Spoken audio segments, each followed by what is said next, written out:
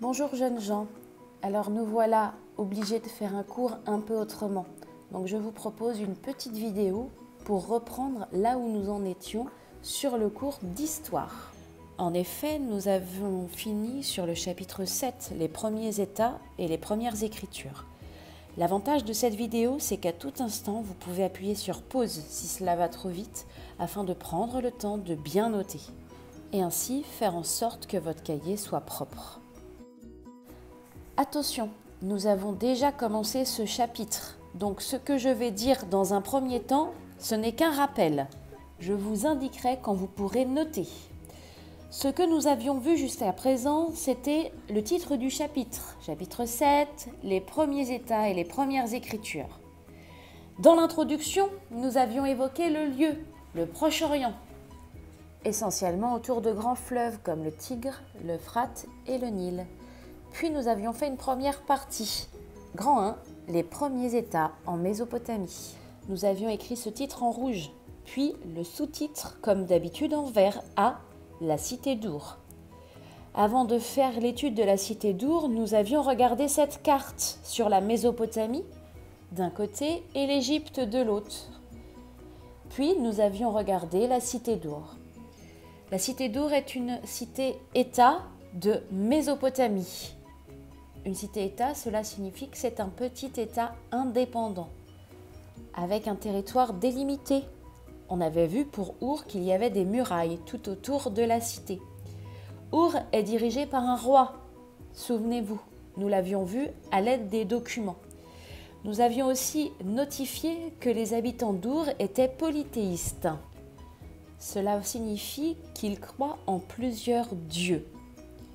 Cette définition sera bien entendu à retenir.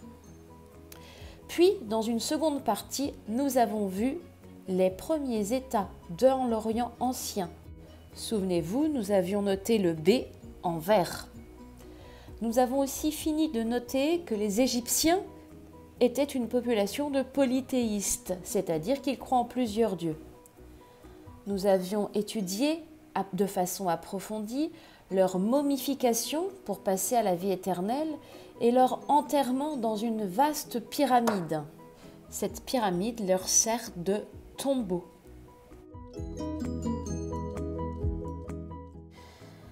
À partir de maintenant, jeunes gens, vous allez devoir noter dans vos cahiers, puisque cette partie du cours, nous ne l'avons pas notée. Il s'agit d'une nouveauté. Je vous demande donc de prendre votre crayon rouge pour écrire le grand 2. Comme d'habitude, le grand 2, vous le faites à la suite du cours. Vous ne changez pas de page. Grand 2, donc en rouge, l'apparition de l'écriture. Pour faire l'étude de l'apparition de l'écriture, voici un tableau. Dans ce tableau, nous allons surtout étudier les deux dernières colonnes, l'écriture cunéiforme et les hiéroglyphes. Observez donc ces noms d'écriture qu'il faudra retenir.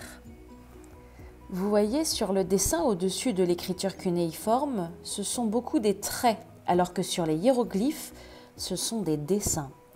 L'écriture cunéiforme est née en Mésopotamie, alors que les hiéroglyphes sont nés en Égypte. Sur cette carte, vous y voyez la Mésopotamie à l'ouest ou à gauche et l'Égypte à l'est. Cette carte, nous l'avions déjà utilisée. En Mésopotamie à l'ouest est donc née l'écriture cunéiforme et en Égypte, les hiéroglyphes. Ce qui caractérise aussi ces écritures, c'est qu'elles sont nées en même temps. Ce qu'il faudra retenir, c'est qu'elles sont nées vers 3000 avant Jésus-Christ, toutes les deux. Pour les supports d'écriture, cela est différent.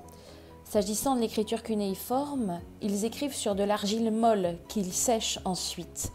S'agissant des hiéroglyphes, ils écrivent sur de la pierre ou sur du papyrus. Voici une photographie qui représente le papyrus, qu'ils sèchent ensuite et ils en forment une feuille.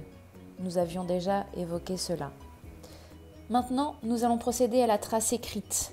Vous devez prendre votre crayon et noter tout d'abord, l'écriture apparaît en Mésopotamie vers 3300 avant Jésus-Christ.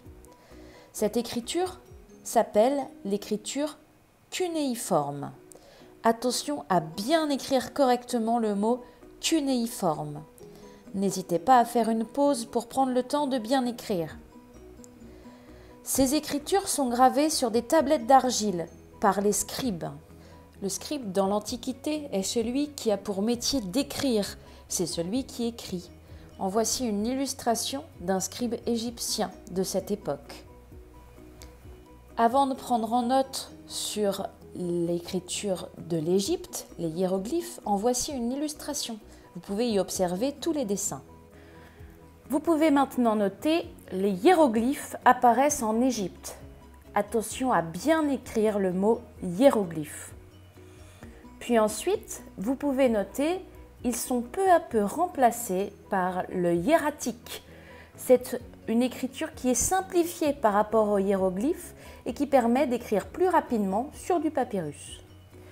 En voici un exemple de hiératique. Vous voyez, les dessins ont quasiment disparu et on gagne en rapidité. Voilà, ce chapitre est terminé. Je vais vous laisser le temps de bien le noter et de bien le comprendre. Si vous avez des questions, n'hésitez pas à revenir vers moi.